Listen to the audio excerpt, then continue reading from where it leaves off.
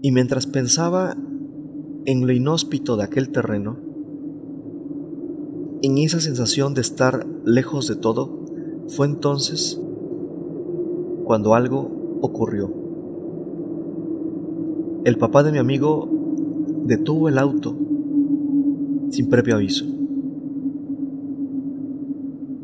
Justo al pie de una loma baja que parecía perderse en la claridad del llano, no dijo nada al principio. Solo posó ambas manos sobre el volante. Con una voz más grave de lo habitual ordenó: a ver, suban los vidrios y pongan los seguros.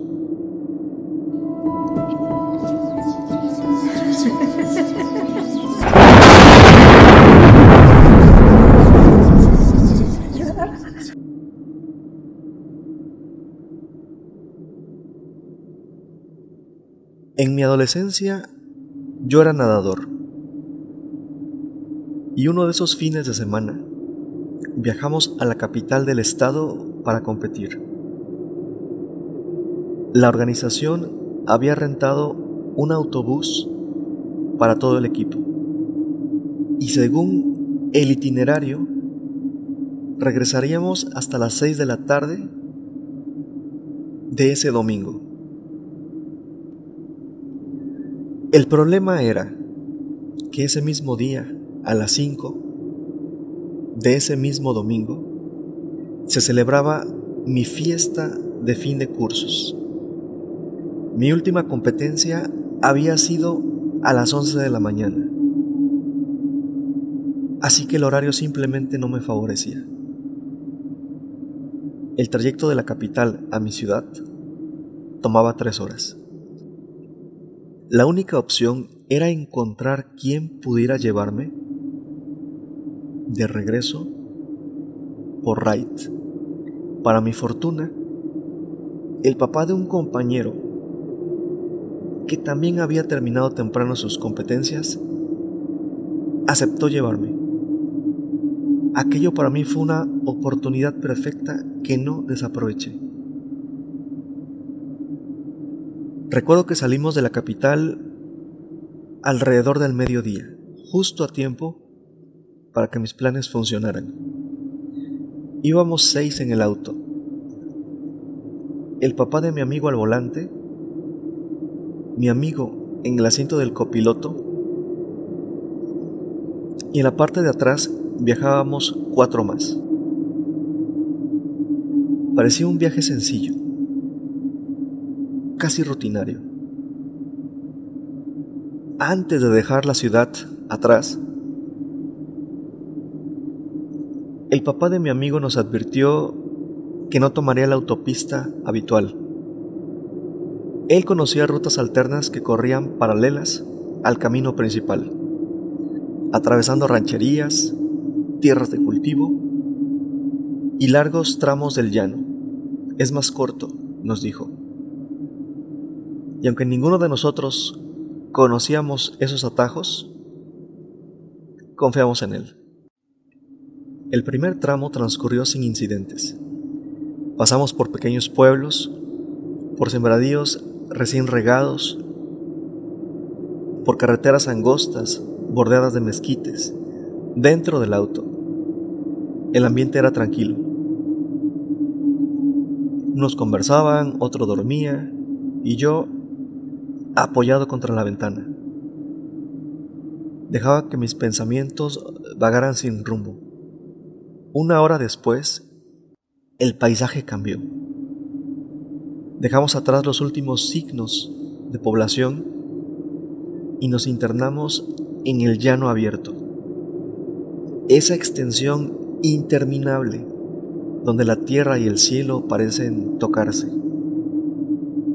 Miraras donde miraras, no había más que espacio vacío, quieto, silencioso.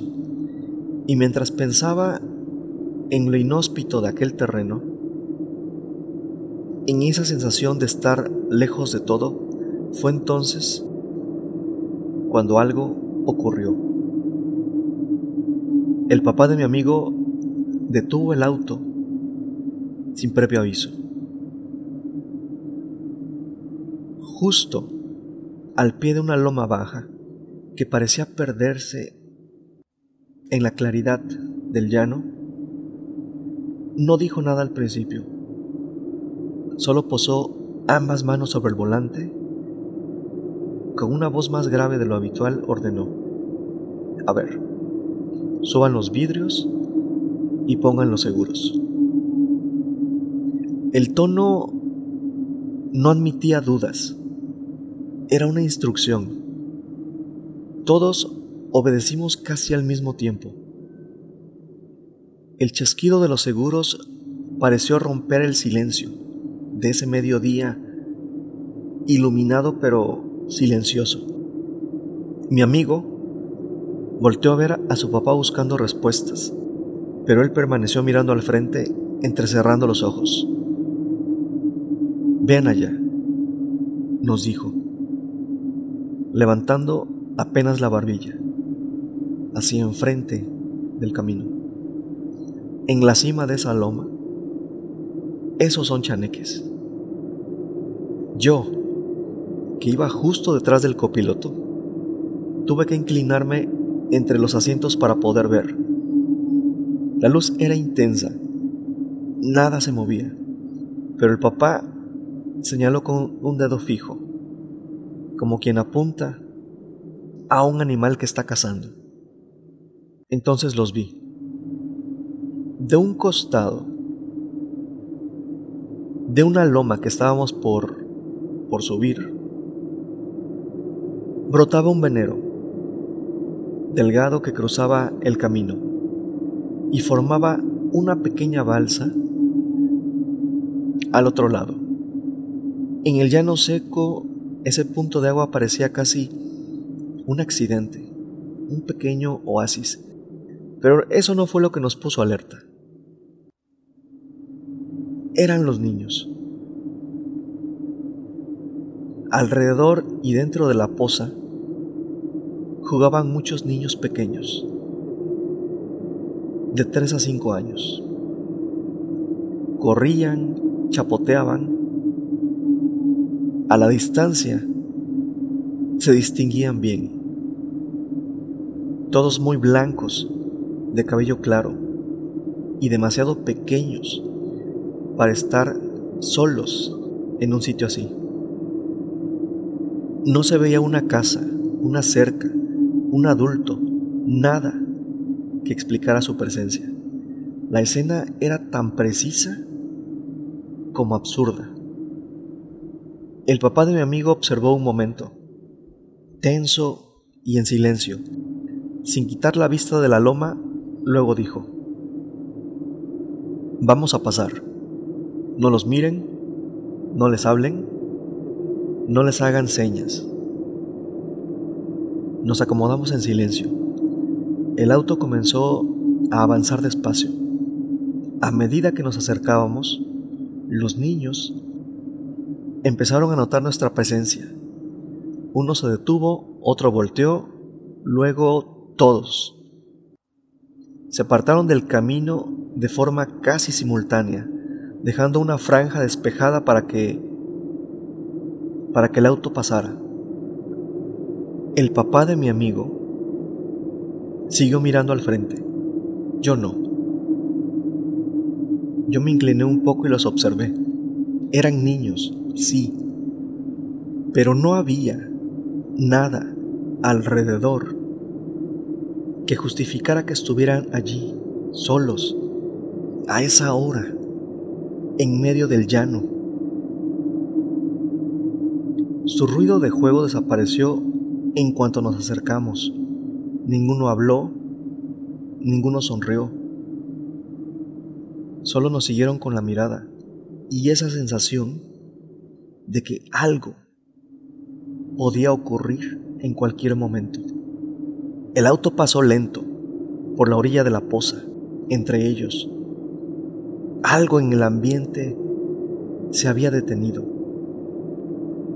Todos esos ojos sobre nosotros, en completo silencio. Ese escalofrío que todos sentimos cuando les dimos la espalda. luego de pasar. Cuando nos alejamos unos metros, el papá de mi amigo aceleró de forma prudente hasta alcanzar la cuesta de bajada de la loma. Fue justo hoy cuando todos sentimos lo mismo, como si hubiéramos escapado de algo. Los 5 coincidimos en esa sensación minutos después, ya más tranquilos. Cuando por fin comenzamos a hablar de lo que acabábamos de vivir, todos mencionamos el mismo escalofrío, la misma opresión extraña, la misma idea de que pasar y alejarnos de ese sitio había sido un alivio. Ya lejos, el papá de mi amigo fue muy claro. Esos eran chaneques. Y remarcó lo que más de uno habíamos notado en silencio. No había casas alrededor, ni un solo adulto cuidándolos. Además, su aspecto no correspondía al de los niños de campo, y eran demasiados para estar solos, demasiado pequeños, y sobre todo jugando en el agua. Coincidimos en que aquel grupo superaba fácilmente los 40 individuos, un número imposible para un sitio tan aislado, para cualquier explicación lógica. Seguimos avanzando y el silencio volvió a instalarse en el auto. Cada quien se hundió en sus propios pensamientos, mientras el llano pasaba interminablemente frente a nosotros. 1 hora después, aparecieron las primeras casas dispersas de un pequeño poblado. Junto al camino, una tienda humilde, de esas de pueblo con sombra de lámina y un refrigerador viejo que zumbaba desde dentro. Nos ofreció un respiro. El papá de mi amigo estacionó su auto y dijo: a ver, bájense, les voy a invitar algo para el susto. Entramos a la tienda mientras él se acercaba con el tendero, con esa urgencia silenciosa de quien necesita compartir lo que lo inquieta. Lo escuché decir: en la loma de la Poza, vimos chaneques. El tendero hizo una pausa sin levantar la vista, como si esa palabra activara un recuerdo en él. Luego respondió: ¿de día? Eso no es común. De noche, ese camino es muy riesgoso, más si vas caminando y solo. ¿Y qué les hicieron?, le preguntó. El papá de mi amigo le relató lo ocurrido. El tendero se quedó pensativo. Nosotros nos salimos a la sombra de un árbol que estaba junto a comer lo que habíamos comprado, mientras ellos seguían conversando. Ya no escuchamos el resto, y sinceramente tampoco hacía falta. Habíamos tenido suficiente por un solo día. No volvimos a tocar el tema. Preferimos hablar de la competencia y de cosas de nadadores. El tiempo, creímos, ya nos permitiría procesar lo vivido. A la distancia, cuando esa experiencia regresa en forma de recuerdo, surgen en mí las preguntas.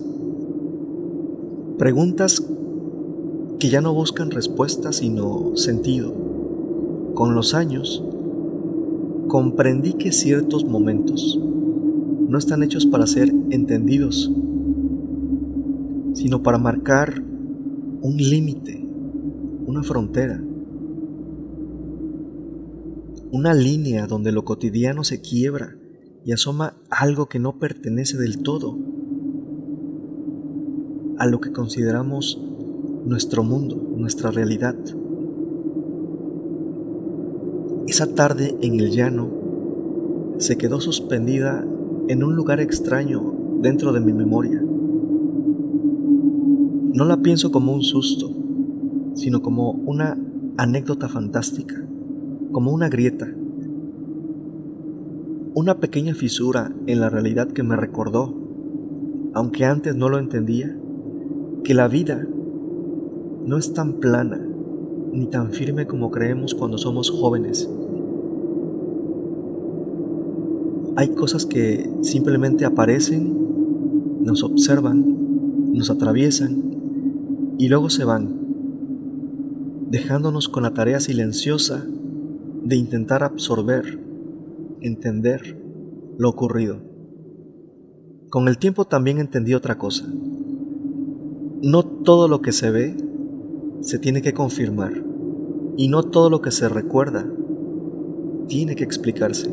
Hay experiencias que existen solo para recordarnos que el mundo es más antiguo que nosotros, más amplio, más misterioso, que las reglas que damos por hechas no aplican en todas partes, que hay lugares donde lo humano es solo un visitante, no el dueño. Hoy cuando pienso en aquel momento, ya no busco descifrarlo, lo acepto. Lo llevo como se lleva un símbolo, como se conserva una advertencia que no es una amenaza, pero tampoco es algo que se olvida. Y sobre todo con la certeza íntima y ya inevitable de que aquello que vimos no se parecía a nada de lo que hubiésemos visto antes y tuviera lógica.